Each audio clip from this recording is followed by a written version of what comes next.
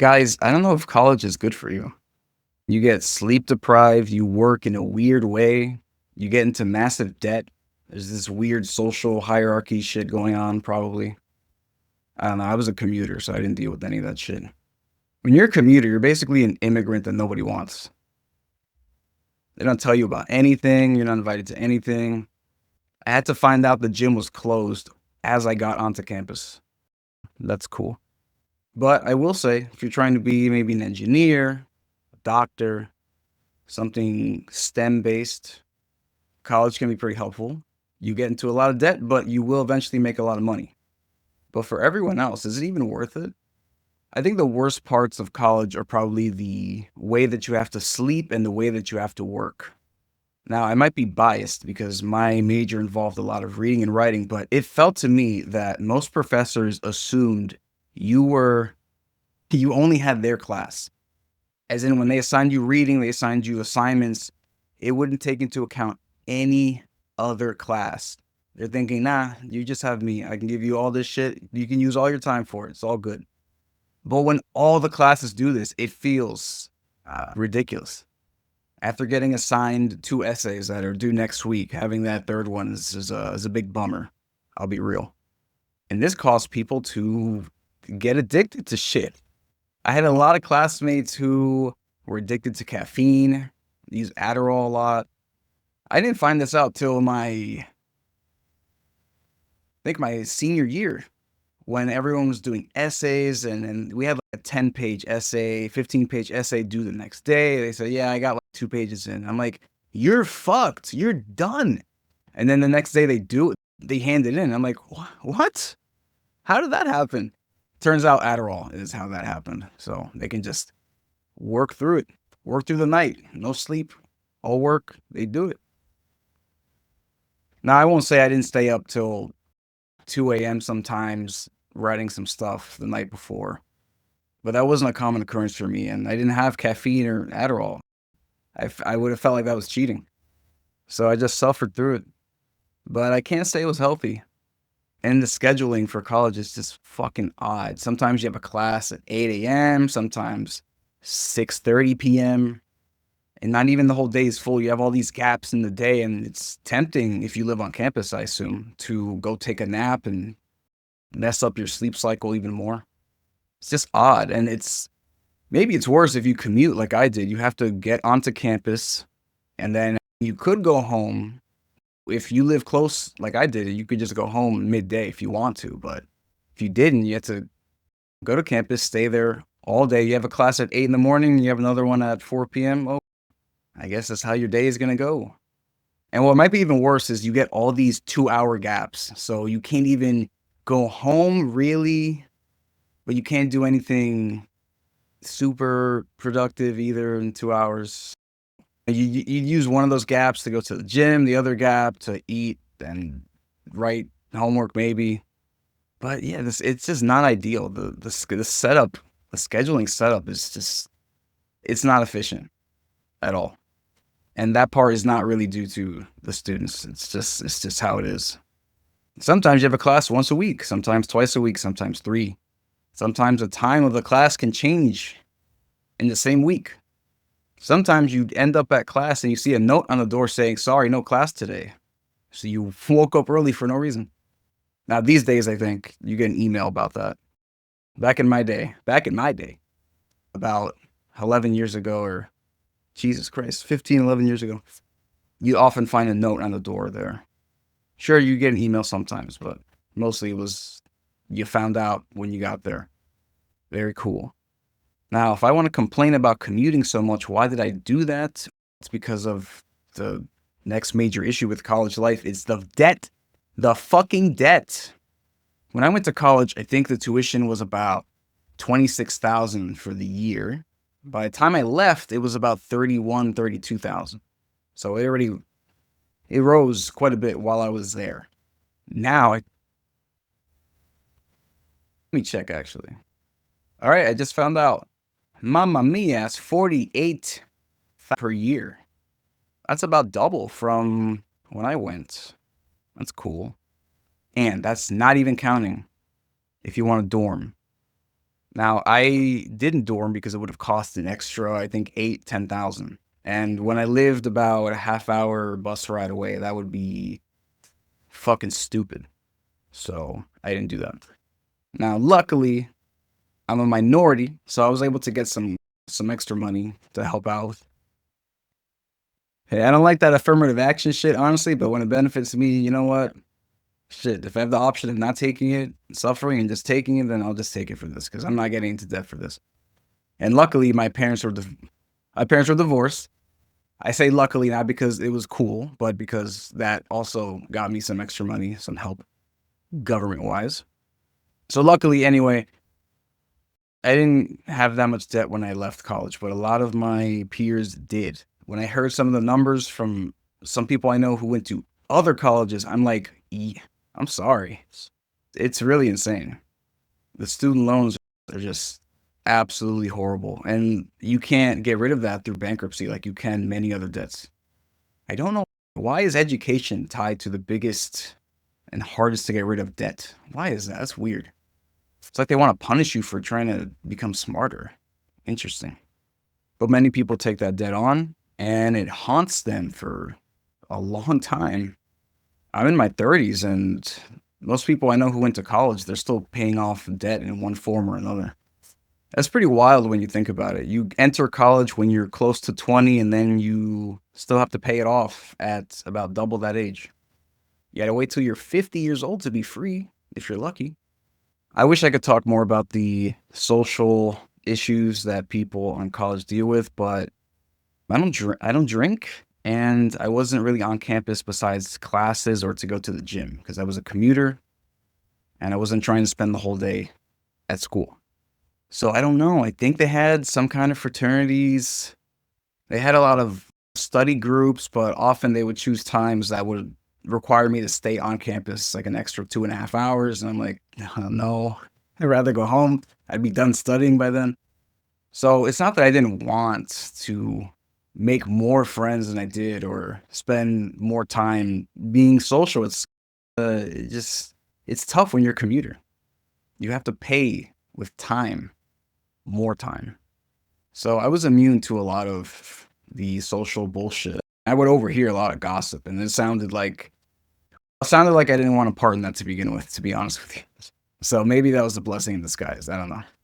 But if you do want to indulge in the socialness of college, I would recommend it. Although it is challenging to balance that with your schoolwork and your fitness, if you want to use the college facilities and extracurricular stuff and internship and working, maybe it's hard to balance that out. But I will say, could be worth it because honestly, in real life, when I was younger, people would say, it's not about what you know, it's who you know. That the fucking truth. There's some situations where you have knowledge, people love that, you're good, right? So I got most of my jobs. But man, if you know someone, even if you're not the best, if that person who knows you likes you, you got the job. That's how it works. And not even necessarily in an extremely nepotism based way. It's more like I got two guys that can both do the job, but I know this guy like this guy. Yeah, he'll be the one, right? It's just a matter of that. People, they trust and like the same people. So if you make a lot of friends, maybe they have some friends, maybe they got rich parents, I don't know. You can help out. If you are in college already, you should try to be social. Don't be a weirdo about it. Just try to make friends. You never know how your life can change in that way. But as I said, it's a balancing act. And honestly, if you're in college, I would try very hard to get an internship or try to get hired before you graduate. Because here's what happened to me. After I graduated, stupidly, I was like, let me enjoy the summer. I went through 4 years of this shit, writing 50 million essays. I want to chill out.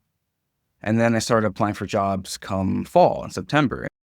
Everyone was like, this looks good, but we kind of want someone with more recent experience. And I'm thinking, oh, fuck. I may have just fucked myself by taking time off after working very hard. And because of all those opportunities who turned me down because of the lack of recent experience, my work gap became very big, and that problem became worse and worse. So I just had to basically I had to get a job that had nothing to do with my degree. And then later that shifted to me getting a job in something I was self-taught in, like fitness and IT and stuff like that. So that worked out, but it's wild. It is wild. You have to work your ass off, balance school, social life, maybe an internship, and then before you graduate, you better get hired. Otherwise, it might be rough. Don't you dare take a fucking break after you graduate college. That's unless you have a job lined up for you or something, right? If not, apply immediately. You're gonna get fucked. If not, take my word for it. It's probably even worse now because the population has increased in the last decade or so. You have more competition. Buck up or nuck up, whatever.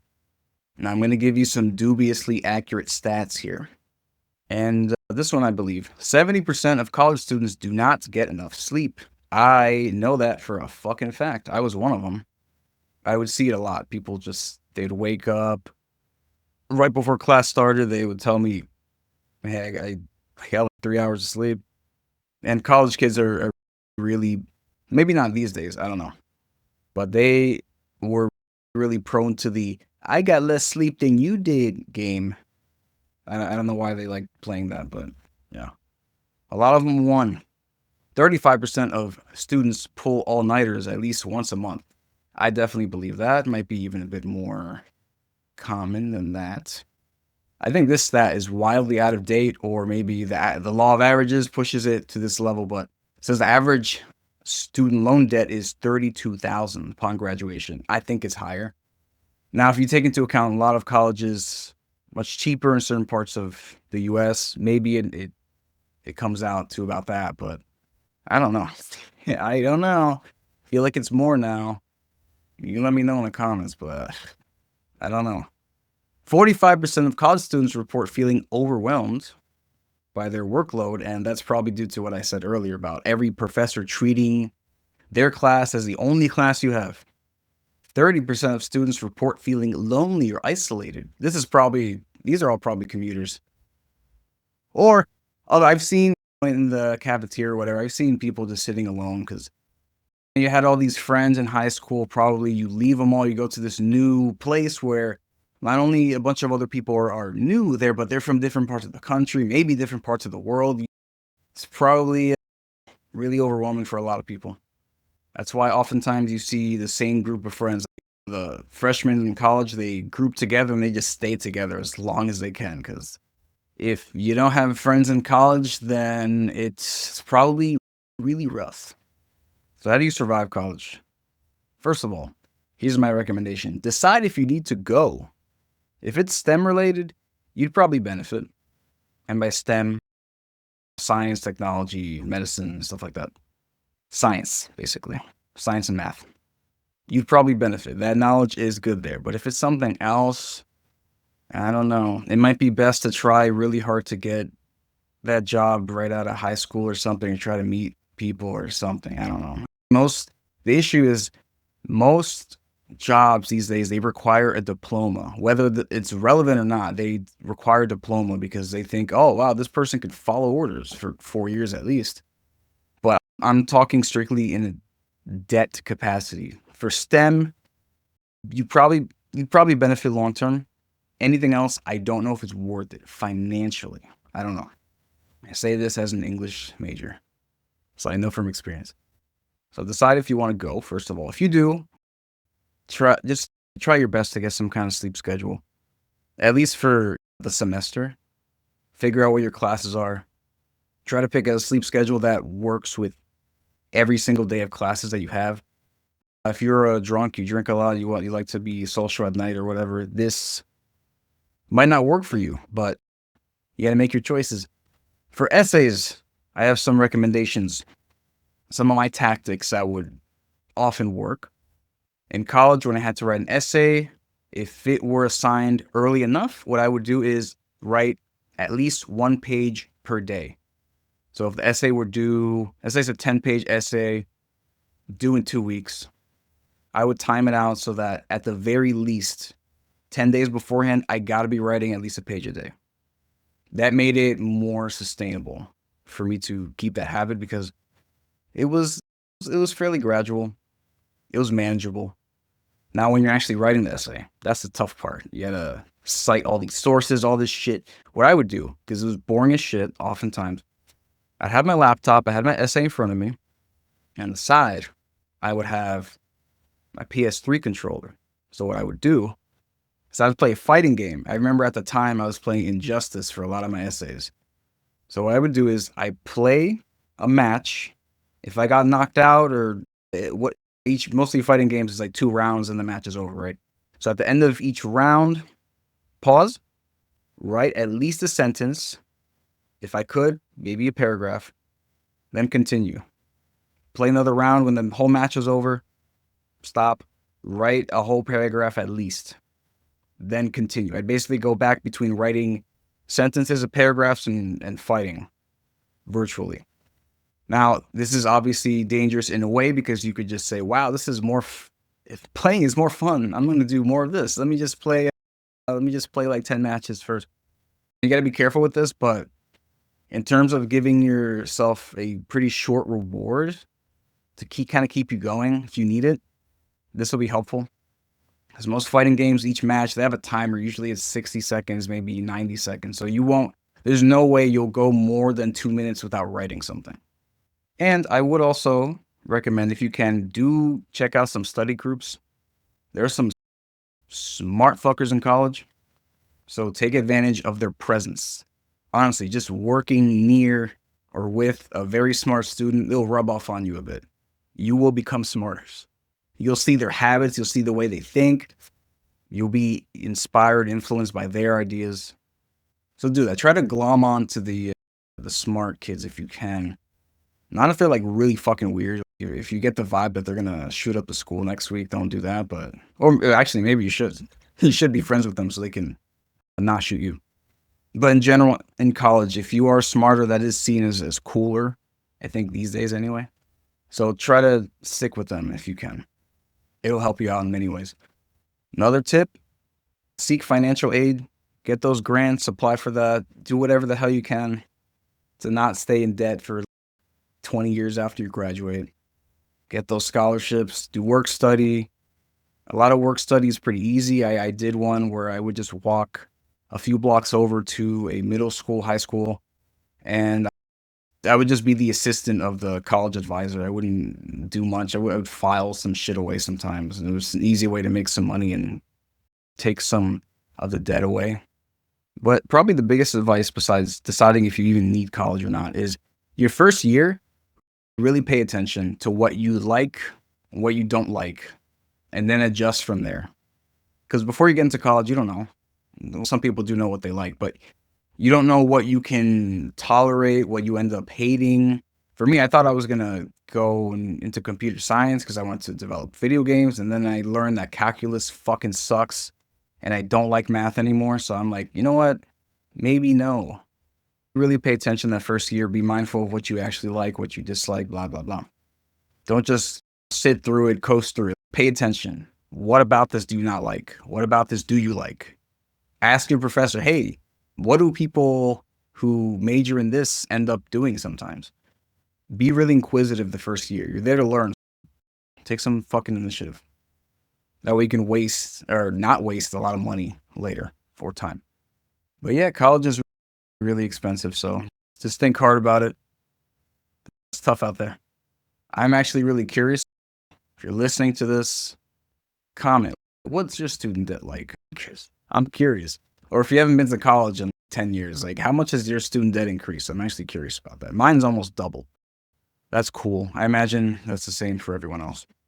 Unfortunately. All right. See you next time.